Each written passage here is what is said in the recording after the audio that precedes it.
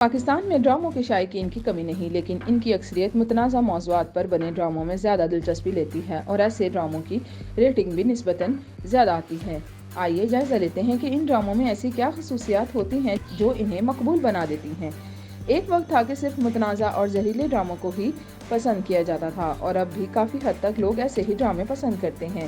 ماہری اور حادثہ ان چند ڈراموں میں سے ہیں جو نازک موضوعوں پر بنے ہیں، لیکن ساتھ ساتھ ان میں وہ زہریلا پن بھی ہمیں نظر آتا ہے، کیونکہ اس بات میں کوئی شک نہیں کہ چاہے ساس بہو کے جھگڑے ہوں یا پھر میاں بیوی کی لڑائی، اس قسم کے ڈرامے دیکھنے والوں کو بہت اچھے لگتے ہیں۔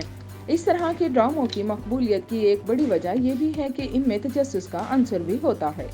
اس کا نقصان یہ ہے کہ سنجیدہ موضوعات لوگوں تک ایک سلیقے سے نہیں پہنچ پاتے، جس میں قصور پروڈکشن ہاؤسز کا ہے جو کسی اور قسم کا کام نہیں کرنا چاہ رہے اور دیکھنے والوں کو ایک ہی قسم کی کہانیوں پر لگایا ہوا ہے۔